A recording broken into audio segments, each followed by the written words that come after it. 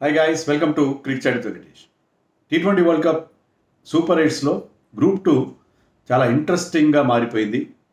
ఈ గ్రూప్లో ఉన్న 4 టీమ్స్లో 4 టీమ్స్ కూడా సెమీఫైనల్కి వెళ్ళే ఛాన్స్ ఉంది. అఫ్కోర్స్ యుఎస్ఏ టీంకి ఓన్లీ మ్యాథమెటికల్ ఛాన్స్ మాత్రమే ఉంది.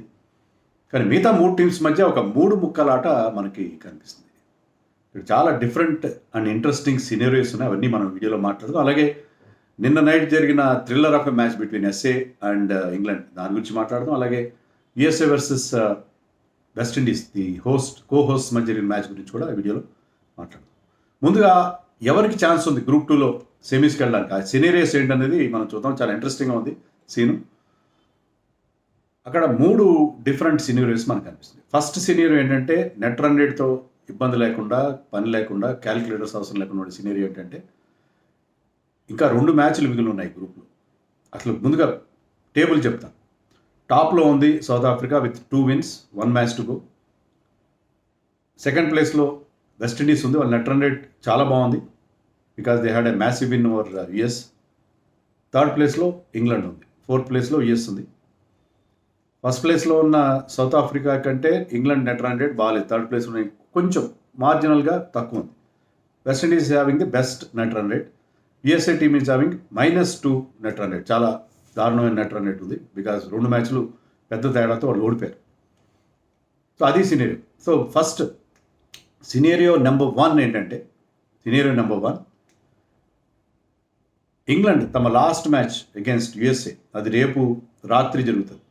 ఆ మ్యాచ్లో గెలిస్తే, అలాగే ఎల్లుండి మార్నింగ్ జరగబోయే గ్రూప్లోని ఆఖరి match south Africa versus West Indies, దాంట్లో సౌత్ ఆఫ్రికా గెలిస్తే ఇంగ్లాండ్ అండ్ సౌత్ ఆఫ్రికా డైరెక్ట్గా వెళ్ళిపోతాయి. బికాస్ ఒకరికి 3 wins ఉంటాయి, ఇంకొకరికి 2 wins ఉంటాయి. అండ్ వెస్టిండీస్కి 2 defeats, యుఎస్ఏకి 3 defeats ఉంటాయి. కాబట్టి వాళ్ళు డైరెక్ట్గా ఎలిమినేట్ అయిపోతారు. సో అది నెట్ రన్ రేట్తో సంబంధం లేని scenario. That is number 1. Number 2 ఏంటంటే, ఇంగ్లాండ్ని అమెరికా ఓడించడం, సౌత్ ఆఫ్రికా వెస్టిండీస్ని ఓడించడం. అలాంటప్పుడు ఏమవుతుందంటే 3 టీమ్స్కి 2 డిఫీట్స్ ఉంటాయి. వెస్టిండీస్కి 2 డిఫీట్స్, ఇంగ్లాండ్కి 2 డిఫీట్స్, యుఎస్కి 2 డిఫీట్స్. అయితే వెస్టిండీస్ మరీ పెద్ద మార్జిన్తో ఓడిపోతే తప్ప వాళ్ళు అప్పుడు వెళ్ళే అవకాశం ఉంటుంది. బికాస్ ఇంగ్లాండ్ కంటే వాళ్ళకి బెటర్ నెట్ రన్ రేట్ ఉంటుంది కాబట్టి. ఎట్లాగూ యుఎస్ఏకి వాళ్ళకి ఒక విన్ ఉన్నా సరే వీళ్ళతో పాటు వాళ్ళ నెట్ రన్ రేట్ చాలా పూర్గా ఉంది కాబట్టి చాలా కష్టం. సో అది సినేరియో నెంబర్ 2. అక్కడ వెస్టిండీస్ సౌత్ ఆఫ్రికా వెళ్ళే అవకాశాలు ఎక్కువ. సినేరియో నెంబర్ 3 అన్నిటికంటే most interesting and most likely scenario కూడా ఇది. ఎందుకంటే వెస్టిండీస్ సౌత్ ఆఫ్రికాని ఓడించే పాసిబిలిటీ కూడా ఉంది. అలాగే ఇంగ్లాండ్ ఆస్ట్రేలియాని అమెరికాను ఓడించే అవకాశాలు కూడా చాలా ఎక్కువగా మనకు కనిపిస్తుంది. ఇంగ్లాండ్ అమెరికాని ఓడించవచ్చు మోస్ట్లీ వాళ్ళన్న ఫామ్లో. కాబట్టి ఆ third scenario, England beating USA, West Indies beating south Africa. అప్పుడు ఇంగ్లాండ్కి, వెస్టిండీస్కి, సౌత్ ఆఫ్రికాకి 4 పాయింట్స్ ఉంటాయి. ఈచ్ 4 పాయింట్స్ ఉంటాయి. అప్పుడు నెట్ రన్ రేట్ 3 టీమ్స్ మధ్య చాలా క్రూషియల్ ఫ్యాక్టర్ అవుతుంది. ఇంగ్లాండ్ చేయాల్సింది ఏంటంటే సౌత్ ఆఫ్రికా కంటే తమ నెట్ రన్ రేట్ ఇంప్రూవ్ చేసుకుంటే చాలు. వెస్టిండీస్తో పాటు వాళ్ళు సెమీస్కి వెళ్ళిపోతారు. ఈ థర్డ్ సినేరియో ప్రకారం వాళ్ళు చేయాల్సింది ఏంటంటే, వాళ్ళ మ్యాచ్ రేపు రాత్రి జరుగుతుంది. ఆ రేపు రాత్రి జరగబోయే మ్యాచ్లో అమెరికా పైన వాళ్ళు మొదట బ్యాటింగ్ చేస్తే కనీసం 160 చేశారనుకోండి, 10 runs, మినిమం 10 runs తేడాతో గెలవాలి. సెకండ్ బ్యాటింగ్ చేస్తే ఇంకా 1 over to spare, 1 over మిగిలి ఉండగానే గెలవాలి. అది అప్పుడు వాళ్ళకి సౌత్ ఆఫ్రికా కంటే బెటర్ నెట్ రన్ రేట్ ఉంటుంది. వెస్టిండీస్ సౌత్ ఆఫ్రికాని ఓడిస్తే వాళ్ళ నెట్ రన్ రేట్ ఇంప్రూవ్ అయ్యే అవకాశం లేదు, ఇంకా తగ్గుతుంది. కాబట్టి వాళ్ళు డైరెక్ట్గా వెళ్ళిపోయే ఛాన్స్ ఉంటుంది. సో అప్పుడు వెస్టిండీస్ అండ్ ఇంగ్లాండ్ వెళ్ళే అవకాశాలు మనకు కనిపిస్తాయి. అలా కాకుండా ఇంగ్లాండ్ ఓడిపోయినప్పుడు అది షూట్అవుట్ అయిపోతుంది. డైరెక్ట్గా shootout between West Indies and south Africa అయిపోతుంది. ఇన్ కేస్ వెస్టిండీస్ విన్స్ వాళ్ళు వెళ్ళే అవకాశం ఉంటుంది. సో చాలా ఇంట్రెస్టింగ్ సినేరియోస్ ఉన్నాయి. సో ఒకవేళ సౌత్ ఆఫ్రికా వెస్టిండీస్ మధ్య క్వార్టర్ ఫైనల్గా కూడా అది మారే అవకాశం మనకు కనిపిస్తుంది. సో ఇది పరిస్థితి. 3 టీమ్స్లో 3కి కూడా అవకాశాలు ఉన్నాయి. But West Indies has to beat south Africa. అప్పుడే ఈ థర్డ్ సినారియో అనేది పిక్చర్లోకి వస్తుంది. చేయొచ్చు కూడా, ఎందుకంటే సౌత్ ఆఫ్రికా స్ట్రాంగ్గానే ఉంది, కానీ వెస్టిండీస్లో పూరన్ రస్సల్ లాంటి ప్లేయర్స్ మంచి ఫామ్లో ఉన్నారు కాబట్టి వాళ్ళు కనుక game changer kind of players, వాళ్ళు సౌత్ ఆఫ్రికాని ఓడించవచ్చు. ఆ మ్యాచ్ చాలా ఇంట్రెస్టింగ్గా ఉంటుంది. మీరు ఆ మ్యాచ్ మాత్రం మిస్ కాదు. 24th రోజున మార్నింగ్ మ్యాచ్. ఆ మ్యాచ్ చాలా ఇంట్రెస్టింగ్గా ఉండే పరిస్థితి మనకు కనిపిస్తుంది. సో అది సినారియో. ఇంగ్లాండ్ సౌత్ ఆఫ్రికా మ్యాచ్లో 7 runs తేడాతో గెలిచింది సౌత్ ఆఫ్రికా. ధోని ఫ్యాన్స్ ఉంటే తలా ఫర్ ఎ రీజన్ అంటారు, ఎందుకంటే ఎక్కడ 7 నెంబర్ వచ్చినా తలా ఫర్ ఎ రీజన్ అనేది మనం మీమ్స్లో వాటిలో చూస్తున్నాం కదా. సో 7 runs తేడాతో గెలిచారు. Thriller of a match. South Africa first batting చేసి 163 మాత్రమే బోర్డు మీద పెట్టింది. అది సరిపోదేమో అని అనుకున్నాం మనం, కానీ ఏమైందంటే అల్టిమేట్ అనాలిసిస్లో వాళ్ళ బ్రిలియంట్ బౌలింగ్ అండ్ బ్రిలియంట్ ఫీల్డింగ్తో మ్యాచ్ గెలిచారు. క్యాచెస్ విన్ మ్యాచెస్ అని మనం చెప్తాం కదా, క్యాచెస్ వల్ల గెలిచారు. ఎందుకంటే ఫస్ట్ వికెట్ పడినప్పుడు సివిల్ సాల్ట్ ఫస్ట్ ఓవర్లోనే 6 కొట్టాడు. సెకండ్ ఓవర్లో రబాడా బౌలింగ్లో రీజా హెండ్రిక్స్ ఒక అద్భుతమైన క్యాచ్ పట్టుకుని సాల్ట్ని అవుట్ చేశాడు. That was a tremendous catch, full bladed shot. అది అద్భుతమైన క్యాచ్ పట్టాడు. అది సీన్ కట్ చేస్తే లాస్ట్ ఓవర్ ఆఫ్ ఇంగ్లాండ్ ఇన్నింగ్స్లో Brook, who was in great form, last ఓవర్లో 14 runs కావాలి మ్యాచ్ గెలవడానికి ఇంగ్లాండ్కి, కానీ ఫస్ట్ బాల్ ఆఫ్ లాస్ట్ ఓవర్కి మిడాన్ క్లియర్ చేద్దాం అంటున్నాడు హ్యారీ బ్రూక్, కానీ మిడాన్లో ఉన్న మార్కరం వెనక్కి పరిగెట్టుకుంటూ వెళ్ళి రన్నింగ్ బ్యాక్వర్డ్స్.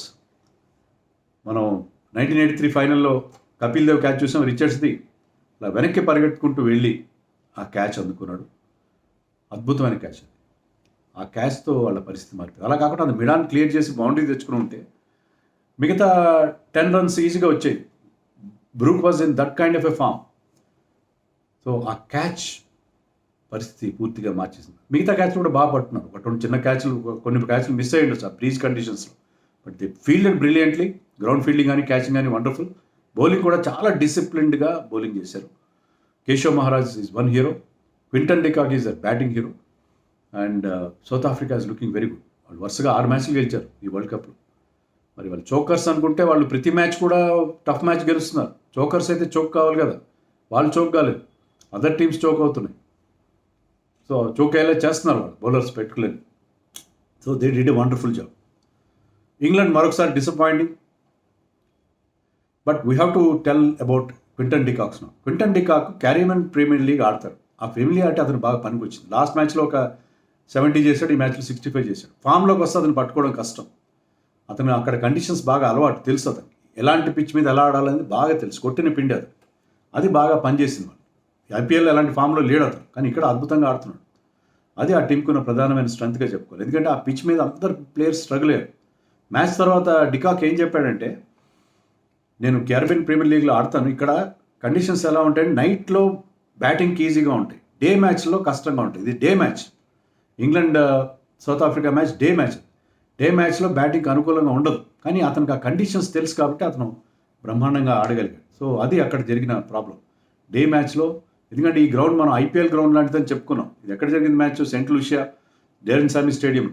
ఇక్కడ చాలా చాలా బ్యాటింగ్ ఫ్రెండ్లీ కండిషన్స్ చూసాం మనం, కానీ ఇక్కడ మాత్రం పిచ్లో డికాక్ తప్ప మిగతా బ్యాట్స్మెన్ అందరూ స్ట్రగుల్ అయ్యారు, ప్రతి ఒక్కరు స్ట్రగుల్ అయ్యారు. కానీ డికాక్ ఎంత బాగా ఆడాడంటే పవర్ ప్లేలో 60 runs వచ్చాయి, 64 no loss. అతని పార్ట్నర్ 10th over దాకా ఉన్నాడు రీజా హెండ్రిక్స్. రీజా హెండ్రిక్స్ చేసినంత 16-17 runs ఎంతో చేశాడు, 76 అతని strike rate. But de Kock 65 runs in 38 balls, 4 4s 4 6s కొట్టాడు. సూపర్ నాకు అతని నుంచి.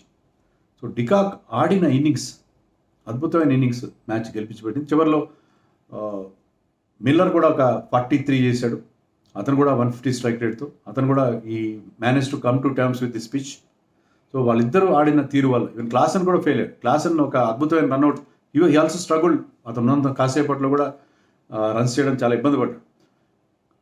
క్లాసన్ రన్అట్ గురించి చెప్పాలి. Buttler was responsible for that. Buttler bye కోసం వెళ్ళినట్టున్నాడు. బై కోసం వెళ్తే అతను ఒక గ్లవ్ తీసేసి నాన్ స్ట్రైకర్ ఎండ్లో స్టంప్స్కి డైరెక్ట్ త్రో కొట్టాడు.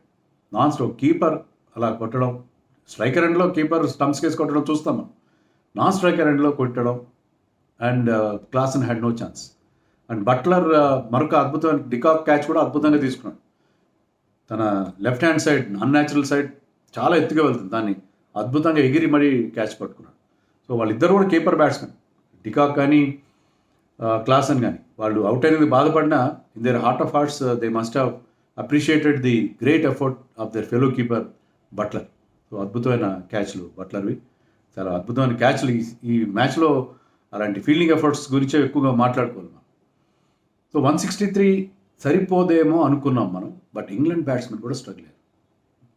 నేను చెప్పినట్టు ఫిల్ సాల్ట్ స్టార్టింగ్లోనే అవుట్ అయ్యాడు మంచి క్యాచ్కి, ఆ తర్వాత బట్లర్ అండ్ బేర్స్టో ఇద్దరు కూడా స్ట్రగుల్ అయ్యారు. దానికి రెస్పాన్సిబిలిటీ ఎవరిదంటే కేశవ్ మహారాజ్ 5th ఓవర్ వేసాడు పవర్ ప్లేలో, 5 runs మాత్రమే ఇచ్చాడు. తన సెకండ్ ఓవర్లో బేర్స్టోన్ అవుట్ చేశాడు, థర్డ్ ఓవర్లో బట్లర్ని అవుట్ చేశాడు. సో అక్కడే అతను బ్రేక్స్ వేశాడు. మార్క్రమ్ ఒక ఓవర్ వేసాడు, 4 runs ఇచ్చాడు. బాట్మెన్ ఒక టైట్ ఓవర్ వేశాడు. సో 4.5 ఓవర్ల పాటు ఒక్క బౌండరీ కూడా రాలేదు. సో మిడిల్ ఓవర్స్లో స్క్వీజ్ చేసేసారు రన్స్. ముఖ్యంగా కేశవ్ మహారాజ్ వేసిన 4 overs for 24 runs, 2 wickets. Wonderful spell. That was responsible. నేనైతే అతనికి మ్యాన్ ఆఫ్ ది మ్యాచ్ ఇచ్చేవాడు, క్యూడీకేకి ఇచ్చారు. సో అతను చేసిన ఎఫర్ట్, మిగతా బౌలర్స్ ఆ డిసిప్లిన్, ఫీల్డింగ్ ఎఫర్ట్, దాంతో ఏంటంటే ఇంగ్లాండ్ 10 ఓవర్స్కి 61 ఎంతో చేశారు. సో ఇంకా 100 runs పైగా చేయాలి రిమైనింగ్ 10 ఓవర్స్లో. ఇంకా చెప్పాలంటే 14 overs అయ్యేసరికి వాళ్ళ స్కోరు, వాళ్ళకి ఇంకా ఎన్ని రన్స్ కావాలి, మిగతా 6 ఓవర్లో 13 runs per over కావాలి. 6 ఓవర్లో 13 runs per over కావాలి. బట్ ఇద్దరు settled batsmen, Brook was batting beautifully and Livingstone was giving him good support. దానివల్ల ఆ నెక్స్ట్ 3 overs వాళ్ళకి 52 runs వచ్చాయి. రబాడా వేసిన ఒక ఓవర్లో 18 runs వచ్చాయి, నోకియా 13 runs అండ్ బాట్మెన్ వేసిన 17th ఓవర్ దాంట్లో 21 runs వచ్చాయి, 21 runs వచ్చాయి. బాట్మెన్ 5 ఫుల్ టాస్లు వేశాడు, దాంట్లో 4-5 బౌండరీలు కొట్టాడు లివింగ్స్టన్. ఫుల్ టాస్ వేస్తూనే ఉన్నాడు. మనం అంతకుముందు మ్యాచ్లో, ఇంగ్లాండ్ మ్యాచ్లో చెప్పాం మనం, సాల్ట్ ఒకే ఓవర్లో 6 బౌండరీలు కొట్టాడు, 3 6లు 3 4లు. ఇక్కడ 17th ఓవర్లో అలాంటి ఒక బ్రహ్మాండమైన ఓవర్ దొరికింది వాళ్ళు, మోస్ట్ బిగ్ ఓవర్. దాంతో సినేరియో మారిపోయింది. కానీ ఆ తర్వాత ఓవర్లో రబాడా లివింగ్స్టన్ అవుట్ చేశాడు, టైట్ ఓవర్ వేశాడు. 19th ఓవర్లో 7 runs మాత్రమే ఇచ్చాడు మార్కో యాన్సన్. మళ్ళీ సినేరియో మారింది, 14 runs కావాలి. But Brook was batting brilliantly, half century complete చేసుకున్నాడు, అద్భుతంగా ఆడుతున్నాడు. లివింగ్స్టన్ కూడా అతను బ్రహ్మాండంగా సపోర్ట్ ఇస్తున్నాడు. ఇచ్చాడు అఫ్కోర్స్, అతను అవుట్ అయ్యేటప్పటికి. But Brook was facing, so 14 runs ఈజీగా వచ్చేటట్టు కనిపించింది. కానీ ఫస్ట్ బాల్కి నేను చెప్పినట్టు ఆ క్యాచ్ మలుపు తిప్పించింది మ్యాచ్ని. ఆ తర్వాత శామ్ కర్న్ ఒక 4 కొట్టినా లాభం లేకపోయింది. సో 7 runsతో సౌత్ ఆఫ్రికా గెలిచి బ్రహ్మాండంగా తమ క్యాంపెయిన్ని కంటిన్యూ చేస్తుంది వరల్డ్ కప్లో. One of the most impressive side with all narrow wins, వరుసగా 6 narrow wins వాళ్ళకి. సో అది ఇంగ్లాండ్ మరొకసారి డిసప్పాయింట్మెంట్. ఆన్ పేపర్ బ్రహ్మాండంగా ఉంది టీం. మన ప్రివ్యూలో కూడా మాట్లాడుకున్నాం ఇది, ఈ టీమ్ అనాలిసిస్ విషయంలో. వీళ్ళు ఆన్ పేపర్ చాలా బాగున్నారు, కానీ పర్ఫార్మెన్స్ ఏ మాత్రం గొప్పగా లేని పరిస్థితి. ఇంకా రెండో మ్యాచ్ ఈరోజు మార్నింగ్ జరిగిన మ్యాచ్లో USA was nowhere. West Indies made short work of them, 128 మాత్రమే చేశారు. ఆండ్రూస్ గవ్స్ మళ్ళీ ఒక 30-29 అంత చేశాడు. బట్ ఎవరు కూడా షైన్ కాని పరిస్థితి. చేజ్ 3 వికెట్లు, రస్సెల్ 3 వికెట్లు, జోసెఫ్ 2 వికెట్లు, Alzarri Joseph. So West Indies bowlers did extremely well. And అవసరమైన రన్స్, వాళ్ళ నెట్ రన్ రేట్ కూడా ఇంప్రూవ్ చేసుకోవాలి కదా, 10.5 ఓవర్స్లో కొట్టేశారు. షై హోప్ 82 నాట్అవుట్ అనుకుంటా, 8 sixers 4 fours కొట్టాడు. అతను మామూలుగా టెస్ట్ ప్లేయర్, వన్డే ప్లేయర్ అనుకుంటాం, కానీ ఐపీఎల్లో కూడా బాగా ఆడి, ఇక్కడ కూడా అద్భుతమైన ఇన్నింగ్స్ ఓపెనింగ్ చేస్తూ బ్రహ్మాండంగా స్టార్ట్ అందించాడు. అండ్ నికోలస్ పూరన్ కూడా 200 స్ట్రైక్ రేట్తో 23 నాట్అవుట్ చేశాడు. So West Indies was very good. So వాళ్ళు నెట్ రన్ రేట్ బ్రహ్మాండంగా ఇంప్రూవ్ చేస్తున్నారు. So mission accomplished. So group చాలా ఇంట్రెస్టింగ్గా ఉంది. మరి చూడాలి నెక్స్ట్ ఏమవుతుందో. Let us wait and see.